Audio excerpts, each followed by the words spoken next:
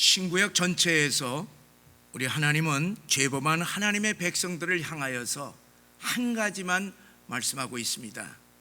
그것은 무엇이냐 하면은 회개하고 내게로 돌아오라. 회개하라. 그러면 천국이 가까울 것이다 하는 말씀입니다.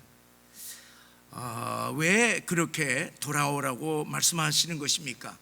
우리가 이해하든 이해하지 못하든 하나님은 우리를 하나님의 아내로 삼으시고 하나님은 우리를 하나님의 자녀로 삼으셨기 때문입니다. 만약에 우리가 돌아오지 아니하면은 심판을 받기 때문에 그렇습니다. 그 심판이라고 하는 것은 이 세상에서의 심판뿐만 아니라 앞으로 저 영원한 세계에서 그 무시무시한 영원한 심판이기 때문에 하나님께서는 성경 전체에서 회개하고 내게로 돌아오라 그렇게 말씀하고 있습니다. 오늘 본문에서도 우리가 이해할 수 없는 말씀을 하고 있습니다. 유대 나라가 이 멸망의 위기에 처해 있을 때에 하나님은 예레미야 선지자에게 예루살렘 성으로 달려가서 의인 한 사람을 찾으라. 그 의인 한 사람을 찾게 되면 내가 이 예루살렘 성을 멸망시키지 않겠다, 심판하지 않겠다는 것입니다. 용서하시겠다는 것입니다. 한 사람의 의인을 보시고 죄악의 도성인 예루살렘을 멸망시키지 않고 구원시키시겠다고 하는 말씀입니다. 여러분, 이 1절의 말씀이요, 여러분 이거 이해가 됩니까? 의인 한 사람 때문에 가증스러운 죄악이 아주 가득한 예루살렘 성을 심판하지 아니하고 구원하시겠다고 하는 사실입니다. 이 말씀은 의인 한 사람이 하나님에게는 너무나도 귀한 존재이기 때문에 그 사람이 사는 곳, 그 사람이 사는 그 장소를 심판할 수 없다가 그렇게 말씀하시는 것입니다. 여러분, 이 한 사람이, 의인 한 사람이 누구입니까? 바로 하나님이 지극히 사랑하여서 아내를 삼으시고 지극히 사랑하여서 자녀로 삼으신 하나님의 백성인 줄 믿으시기를 바랍니다. 그런데 이들이 바람이 나서 남편을 버리고 이 남자 저 남자와 불륜 관계를 맺습니다. 이 아들이 아버지를 떠나서 아버지 재산을 가지고 떠나서 허랑방탕 탕진하고 있는 것입니다. 이들이 왜 하나님을 떠나 이렇게 세상을 향하여서 나가 죄악을 짓는 것입니까? 하나님의 참 사랑을 깨닫지 못하고 사단의 달콤한 유혹에 넘어갔기 때문에 그렇습니다. 그래서 하나님께서는 이들을 깨닫게 하기 위하여서 하나님의 종들을 계속 파송하여서 돌아오라고 그렇게 호소를 하는 것입니다. 그런데 이 사람들이 얼마나 악했든지 하나님의 사람들을 죽이기까지 한 것입니다. 사랑하는 성도 여러분, 이번 부흥 집회를 통하여서 의인 한 사람을 찾으면은 이 성을 멸망시키지 않겠다 하는 이 말씀을 우리 깊이 묵상하시면서 의인 한 사람을 찾는 하나님의 깊으신 사랑을 깨달으시기를 바랍니다. 우리가 이 의인 한 사람을 찾는 이 하나님의 말씀을 이해하지 못하면요, 성경이 해석을 안 됩니다. 그리고 하나님의 그 깊으신 사랑을 우리가 이해할 수 없게 됩니다. 여러분, 이 말씀을 이해하지 못하면은 하나님이 우리의 남편 되심과 하나님의 우리의 아버지 되심을 우리들이 해석이 안 되는 것입니다. 이 말씀을 우리들이 이해하게 되면은 어떻게 되느냐? 비로소 99마리의 양을 그냥 놔두고 잃어버린 양 한 마리를 찾아 나서는 그 주님의 그 사랑을 우리들이 깨달을 수가 있습니다. 한 사람의 생명이 천하보다도 더 귀하다고 하시는 우리 주님의 그 깊으신 사랑을 이해할 수가 있는 것입니다. 우리 주님께서는 이 천하보다도 한 사람의 영원 사랑, 한 영혼의 귀중함을 주님께서는 말씀하시는데, 이 한 사람의 의인을 찾으면 용서하시겠다 하는 그 말씀을 이해할 때에 주님의 깊으신 사랑을 우리는 깨달을 수가 있는 것입니다. 자, 한 사람을 찾으시는 그 하나님의 마음은요, 우리가 어디서 우리가 이해할 수가 있느냐 하면은, 사랑하는 자식을 유괴당하여서 그 자식을 잃어버린 그 부모의 심정을 생각하면은 어느 정도 이해할 수가 있습니다. 여러분이, 부모는요, 그 잃어버린 자식을 찾기까지는요 사는 게 아닙니다. 자나 깨나 무슨 일을 하든지 잃어버린 자식만을 생각하게 됩니다. 돌아오기만을 기다리는 것이, 그래서 자기의 모든 재산을 다 풀어서 현상금을 겁니다. 그리고 사람들을 이리저리 풀어서 자식을 찾기 나섭니다. 죽을 때까지 포기하지 않습니다. 자식의 몸과 마음이 엉망진창이 됐든지 어떻게 됐든지 간에 살아서 돌아오기만을 하라. 그렇게 부모는 기다리고 있습니다. 우리 부모들도 잃어버린 어린 자식들을 포기하지 않고 평생 찾습니다.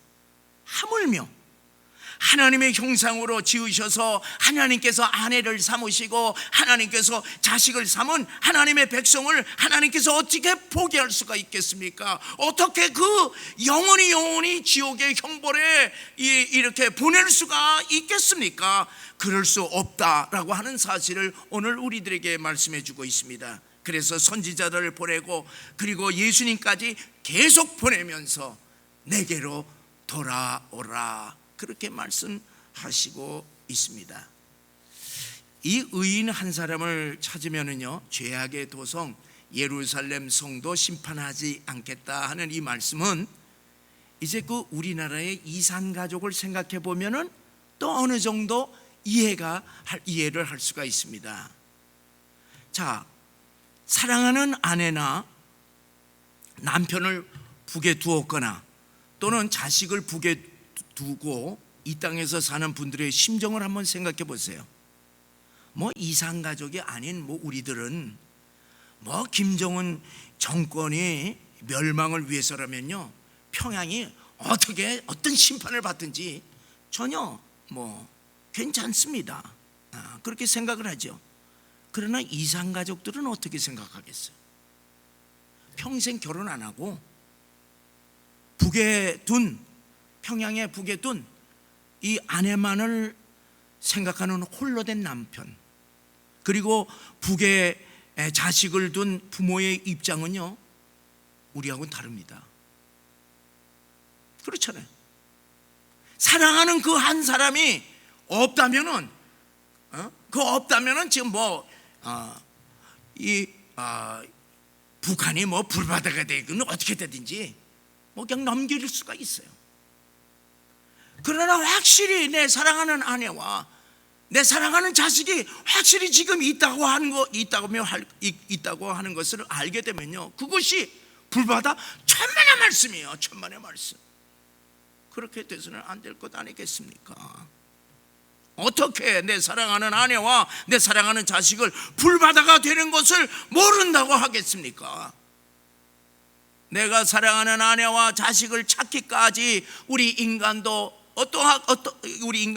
포기하지 않는데 어찌 하나님께서 포기할 수가 있겠느냐 하는 것을 생각하면서 오늘 본문을 들여다봐야 할 것입니다.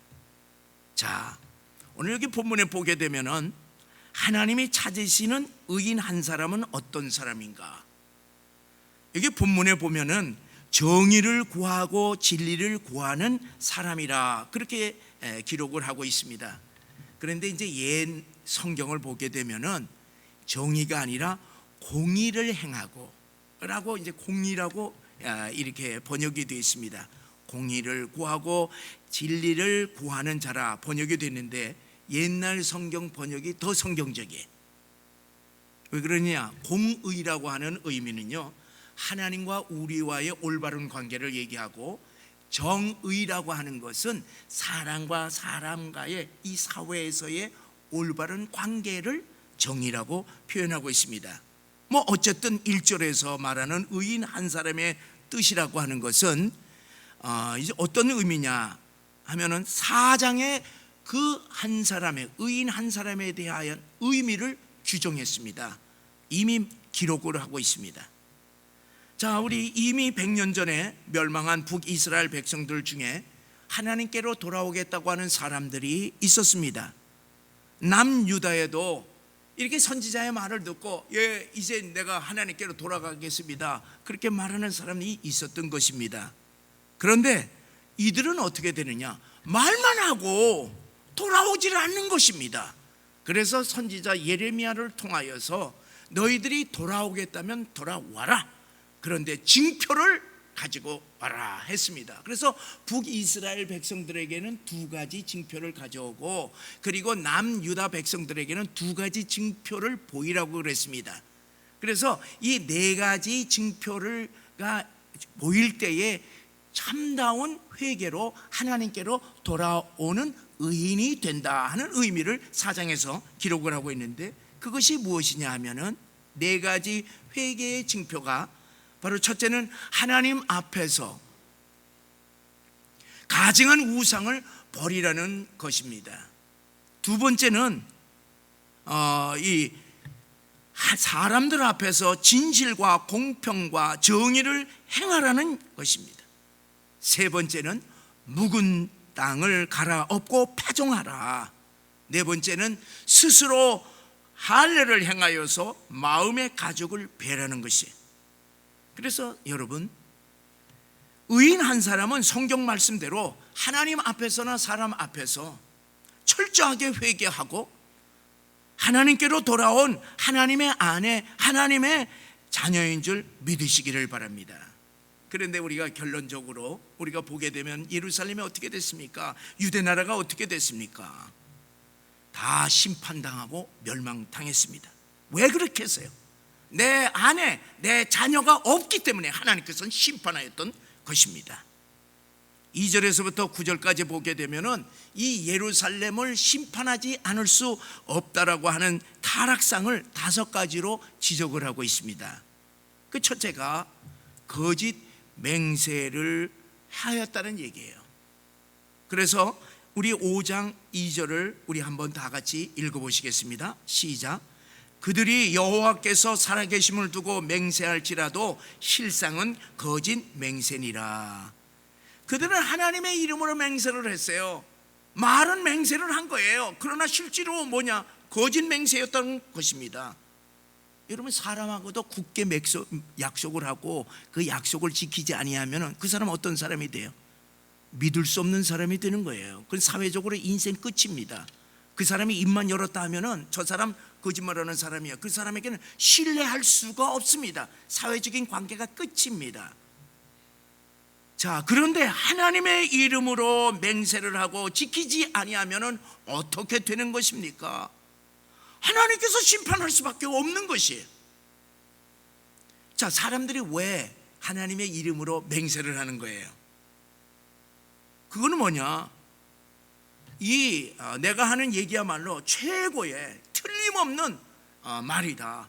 그래서 최고의 진짜 맹세다. 그리고 안 믿을 수 없다라고 하는 사실이잖아요.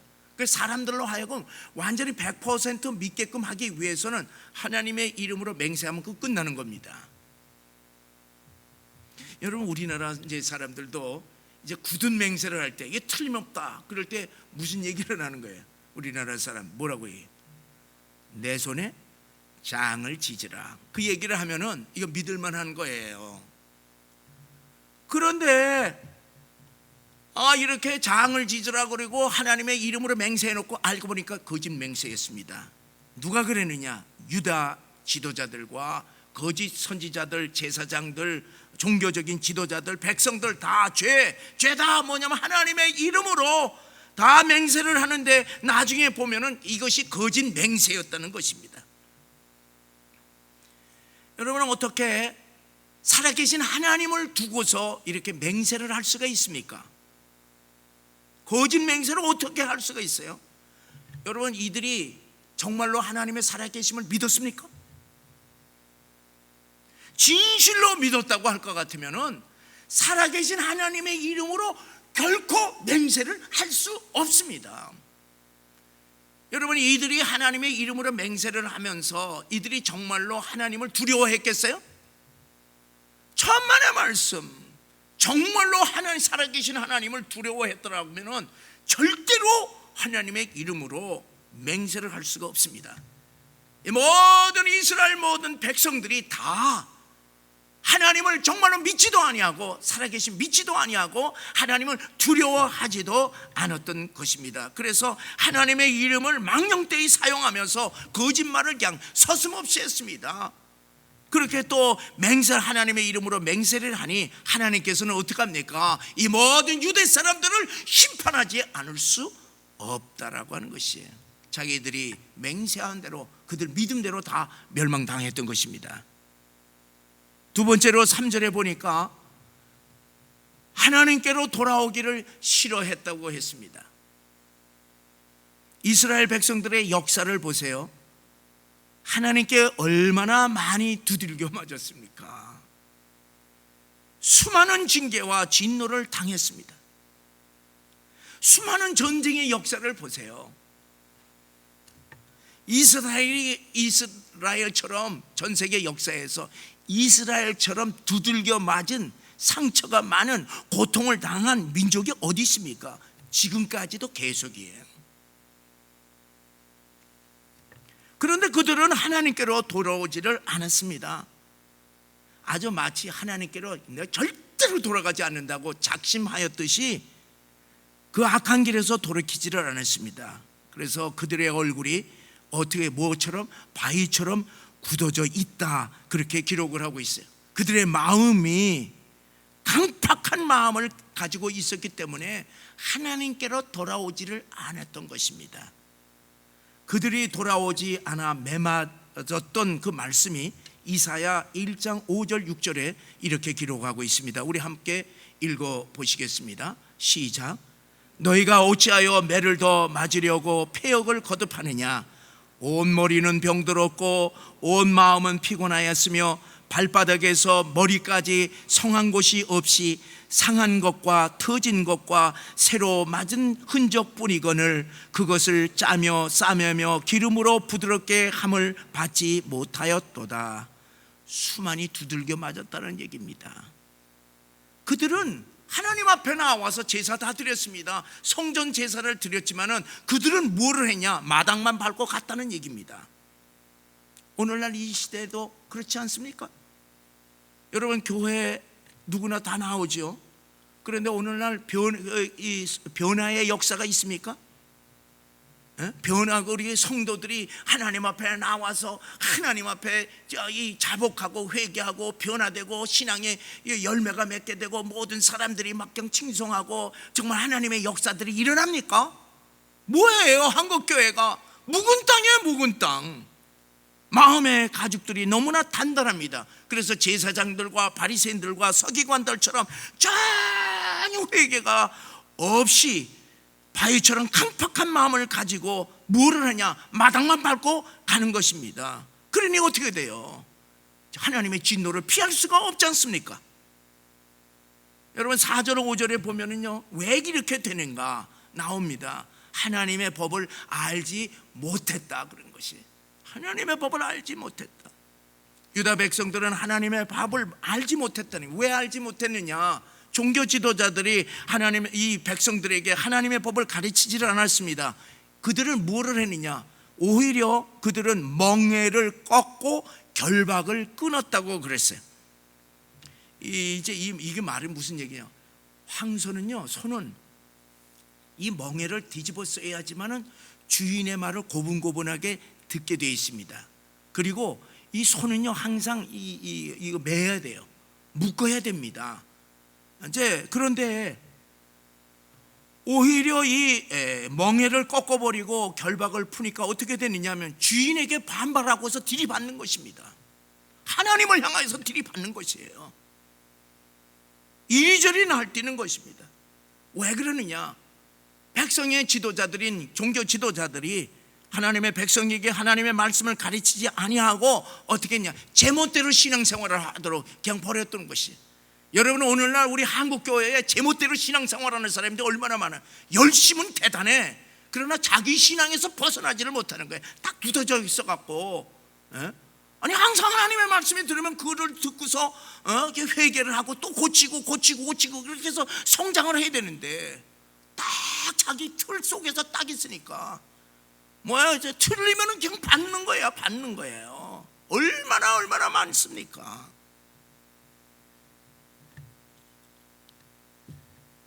예레미야는요, 요시야 왕 13년부터 이제 선지자로 부름을 받았어요. 요시야 왕이 이제 30년 동안 통치를 했는데, 이 요시야 왕은요, 역대 왕 중에 이 종교 개혁을 가장 아주 그냥 대대적으로 한 훌륭한 왕입니다. 그래서 이제 이 어린 이 예레미야가 초창기에는 그 요시야 왕과 함께 더불어 종교 개혁에 참여를 했습니다. 그리고 그 나라에 있는 모든 우상을 전부 다 타파를 다 했고, 하나님을 온전히 섬기게 하고 혁명을 일으켰던 것이에요. 그래서 우리가 열왕기하 23장 25절의 말씀을 보면은 요시야에 대해서 이렇게 기록을 했는데, 우리 함께 읽어보시겠습니다. 시작. 요시야와 같이 마음을 다하며 뜻을 다하며 힘을 다하여 모세의 모든 율법을 따라 여호와께로 돌이킨 왕은 요시야 전에도 없었고 후에도 그와 같은 자가 없었더라. 이 요시야 왕이 무기또 전쟁에 나가지 말았어야 돼요. 그냥 애굽에 열어줬어야 되는데, 그만 애굽을 상대로 해서 전쟁을 일으킨 거예요. 그랬더니만 그냥 거기서 죽었습니다. 그런데 요시야 왕이 딱 죽게 되자 그 다음에 네 왕이 이렇게 이제 세워지게 됐는데, 요 네 왕이 세워진 다음에 이 바벨론에 의해서 완전히 망해버린 것이에요. 그래서 세 왕과 이제 손주가 이렇게 왕에 올라서 어떻게 했느냐? 전부 다 그 요시야 왕의 반대 정책을 다 했어요. 그러니까 뭐냐면 우상을 전부 다 타파했는데 우상을 다 섬겨버렸던 것입니다. 자, 그렇게 되니까 어떻게 하면 나라가 타락하기 시작을 해서 유대 나라가 이제 멸망의 길로 그냥 다름질치게 되었어요. 지금 이제 이 말씀을 하는 것은 언제냐 하면은 요시야 왕이 죽은 지 13년이 된 때예요. 그러니까 13년의 세월이 지났어요. 지났더니만은 어떻게 되느냐? 선대의 모든 종교계획 정신 다 잃어버리고 신앙 다 무너져버리고 우상 얘기랑 가득해진 것이에요. 근데 왜 그러느냐? 율법을 가르치질 않았어요. 그랬더니만은 10여 년 만에 묵은 땅이 다 돼버린 거예요. 그래서 가시덤불 엉겅퀴들이 그냥 온 민족이 전부 다 가득해버렸던 것입니다. 신앙이 다 죽어버렸던 것이. 여러분, 오늘날 우리 나라는 그렇지 않습니까? 우리의 영적인 모습을 바라보시길 바라요. 이 정권을 보게 되면 우리나라가 슬픈 참 이 역사는 뭐냐? 아니, 전 때에 정책을 잘한 거 있으면 그거 계승해야 될 거 아니에요. 근데 우리는 뭐냐? 전 때 이거 한 거 다 엎어, 그냥 다 두드려 부시는 거예요. 여러분 보세요, 다 제대로 이렇게 된 게 있는가? 근데 이제 우리 이 교회도 마찬가지예요. 우리 교회들도 보면은 우리나라의 그 부흥의 역사가 언제 시작했냐? 1970년대하고 80년대 보면은 이 부흥의 불길이 대단하잖아요. 우리 기독교 신앙이 대단했습니다. 그런데 그때는 뭐 기도가 뜨거웠고 그 말씀이 강하게 역사가 일어나고, 그런데 오늘날 이 시대를 우리들이 보세요. 겉은 뭐 대단해요. 겉은 뭐 화려하죠. 그런데 새벽 기도들 보면 가물가물하고 금요 기도 없는 교회가 엄청납니다. 그저 일주일에 그냥 딱 2번 모이는 거예요. 그러면서 신앙생활 교회는 대단하죠. 근데 지난 1년 동안 코로나로 말미암아 우리 교회들이 실상이 다 드러났잖아요. 금요 예배 날라갔어요. 수요 예배 날라갔어요. 그리고 오후 찬양 예배 다 날라갔어요. 다 날라갔어요. 주일학교 이거 다 날라갔잖아요. 물론 줌으로 영상으로 예배를 드리죠. 근데 여러분 분명히 아시기 바라요. 처음에는 그래 괜찮았어요. 근데 이거 들이다 보니까 줌은 그래요. 이 줌을 제가 해보니까 성경 공부는 됩니다. 그것도 소수의 사람만이 예배를 드리고, 그리고 소수의 사람들이 공부하는 정도예요. 말씀의 무제한 시대가 지금 다가오고 있습니다. 말씀은, 하나님의 말씀은 우리 인생에게 무거운 멍에를 지워주고, 그리고 우리를 결박시켜주는 것이 결코 아닌데 벌써 다 잊어버리고 지금 막 잊어버리고 있는 것이에요. 여러분, 우리들이 하나님의 말씀 안에 있을 때에 이 우리의 말씀이 우리의 영혼을 지켜주고, 그리고 말씀이 우리의 인생길을 인도하는 것 아니겠어요? 우리 마태복음 11장 30절에 보면은 이는 내 멍에는 쉽고 내 짐은 가벼우느니라. 그리고 또 시편 119편 105절에 보면은 주의 말씀은 내 발의 등이요 내 길의 빛이니이다. 하나님의 말씀이 우리 안에 충만히 있을 때에 어떤 역사가 일어나느냐 하면은 사단의 세력부터 공격으로부터 우리가 보호가 되는 거예요.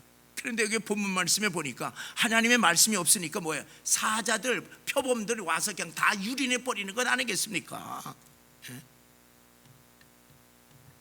하나님의 말씀은 우리의 허물을 덮어주고 우리를 생명의 길로 인도해 주는데, 이들이 하나님의 말씀을 이제 듣지를 못하고 하나님의 말씀을 떠나게 되니까 모두 어리석고 무지한 인생이 되어버린 것이에요. 그래서 하나님의 법을 몰라서 다 타락하게 됐던 것입니다. 그러니까 어떻게 하나님께서는 이 유단을 갖다가서 심판하지 않을 수가 없었다 하는 것을 말씀해 주고 있습니다. 우리 7절에서부터 9절의 말씀을 보게 되면은 영적으로 육적으로 타락한 모습을 아주 구체적으로 지적을 하고 있는데, 남유다의 죄악은요 두 가지로 나눕니다. 하나는 우상을 섬긴 것과 두 번째는 도덕적으로 타락한 이 두 가지를 지적을 하고 있습니다. 7절에 보니까 하나님이 그들을 배불리게 해 주었다고 그랬어요. 그런데 그들이 그 배부름으로 말미암아 창기집에 모여서 간음하는 동시에 우상을 섬기는 영적인 간음을 했던 것입니다. 다시 말하면은 하나님께서 그들에게 복을 주셨는데 복을 주니까 그 복을 가지고 딴장친 것이에요.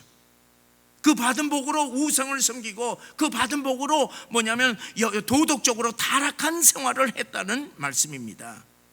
여러분, 우리가 지난 2000년의 교회의 타락의 역사를 보세요.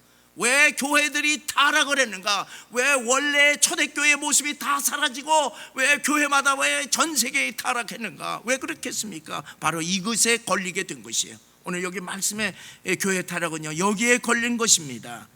하나님이 사랑하는 하나님의 백성들에게 복을 주어서 잘 살게 해 주니까 이 하나님의 백성들이 어떻게 했습니까? 더 열심히 하나님을 섬기고 하나님의 뜻을 이 세상에 펼치면서 제사장의 사명을 우리들이 감당해야 되는데 어떻게 된 거예요?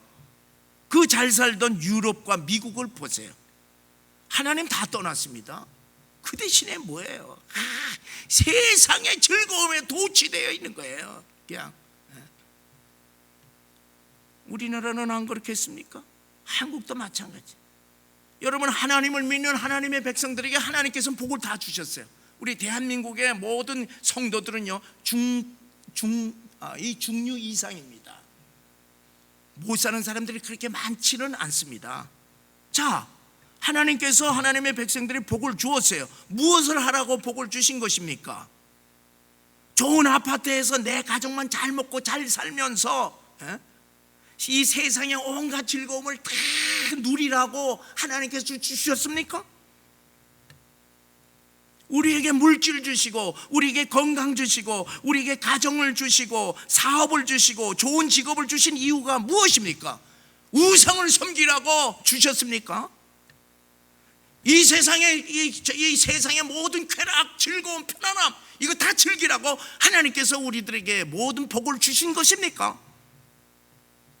여러분, 우리 마음을 들여다봐야 돼요. 우리의 마음을, 우리의 가정을 들여다봐야 됩니다. 근데 언제부터인가 내 안에는 뭐만 있어요? 내 안에는 오직 돈만 있는 거야. 내 안에는 뭐가 있습니까? 오직 물질이 내 마음의 보좌에 다 앉아 있는 거예요. 그래서 아침에 일어나서부터 밤늦게까지 보좌에 앉아 계신 그 돈과 물질만을 바라보면서 어떻게 하면 돈을 많이 벌을까, 이 돈 생각뿐입니다.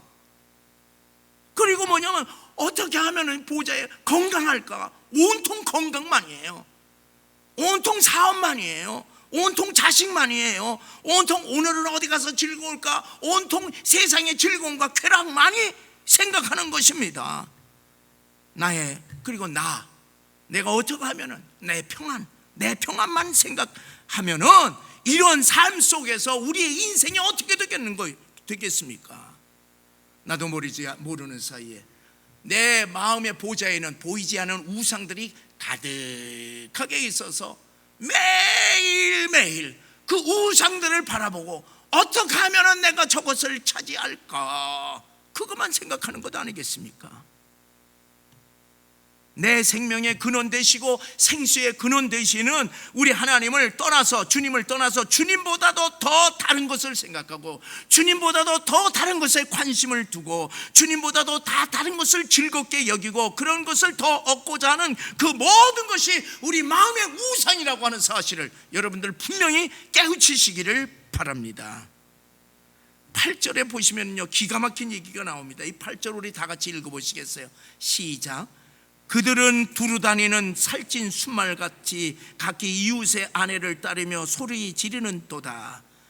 유다의 죄악은 영적인 간음, 우상을 섬기는 것뿐만이 아니라 인간의 기본적인 도덕까지도 무너지는 죄악을 범하고 있었던 것입니다.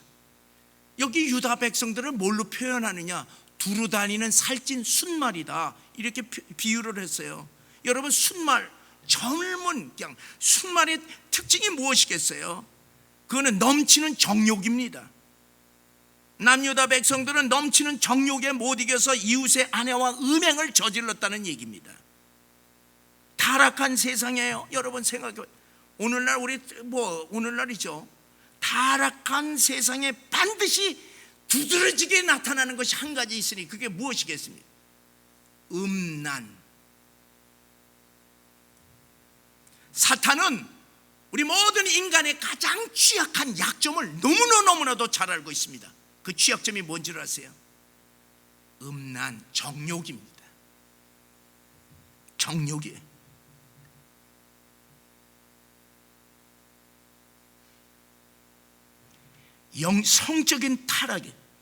성적인 타락은 사회나 가정이나 개인을 하루아침에 그냥 완전히 매장시키는 놀라운 힘을, 파멸의 힘을 가지고 있다는 사실을 알아야 합니다. 오늘날 이러한 성적인 타락이 세상만이 아니라 하나님의 집인 교회 안에서도 행해지고 있다고 하는 것이 문제가 되는 거예요. 그래서 10계명 중에 2계명은요 똑같은 얘기입니다. 같은 거예요. 뭐에 대해서 나오느냐? 성적인 죄를 짓지 말아라. 제7계명이 간음하지 말라 하는 것이고, 제10계명의 10번째 계명이 무엇이겠어요? 내 이웃의 아내를 탐내지 말라 그랬습니다. 그러나 이 하나님의 백성들이 하나님의 법을 멀리하고 우상과 성적인 타락으로 살아가는 유대 백성들에게 하나님의 진노, 하나님의 심판이 임하지 않겠느냐? 그래서 오늘 결론적으로 9절에 말씀하시는 것이 있습니다. 우리 다 9절을 우리 함께 읽어보시겠어요? 시작. 내가 어찌 이 일들에 대하여 벌하지 아니하겠으며 내 마음에 이런 나라에 보복하지 않겠느냐? 그래서 반드시 예루살렘을 심판하시겠다, 그렇게 말씀하시는 것입니다. 하나님의 진노가 들여오게 될 것 같으면은 빨리 회개하라 하는 것이 1절에서부터 9절의 말씀입니다. 빨리 예루살렘의 성에 달려가 의인 한 사람을 찾아라. 의인 한 사람을 찾으면은 내가 이 심판을 하지 않고 용서하겠다. 예레미야야, 너 빨리 가서 찾아라. 한 사람이라도 찾아라. 그럼 내가 용서하겠다 하는 것이 오늘 말씀입니다. 사랑하는 여러분, 하나님은 오늘도 그 의인 한 사람을 찾으신다고 하는 사실을 믿으시기를 바랍니다. 여러분, 성경 전체를 보세요. 성경 전체를 보면 하나님께서는 의인 한 사람을 찾으시고 그 찾으신 의인 한 사람을 통하여서 시대마다 하나님의 구원의 역사를 이루어 가시는 것을 우리들이 찾아볼 수가 있습니다. 대표적으로 노아를 보세요. 그 당시에 모든 사람들이 전부 다 음란하였고 전부 다 타락을 했습니다. 그래서 그 의로운 한 사람, 노아 한 사람을 세워서 이제 세상을 물로 심판하였고, 그리고 방주에서 그의 가족만을 이렇게 구원하여서 인류 역사를 새롭게 이어갔던 것을 볼 수가 있습니다. 하나님께서는 아브라함 한 사람을 부르시고 그 한 사람을 통하여서 큰 민족을 이루시고, 그리고 세계 모든 만민에게 복을 주시고 있는 것입니다. 요셉 한 사람을 하나님께서 택하여서 애국과 모든 민족의 그 흉년에서 구원받게 하셨던 것입니다. 모세 한 사람을 부르셔서 이스라엘 백성을 구원하여서 이스라엘 백성들을 가나안 땅으로 인도하였던 것입니다. 여러분, 목동 다윗을 한 사람을 부르셔서 골리앗을 물리치고 나라를 구원하고 이스라엘의 통일된 왕국을 세우게 했던 것입니다.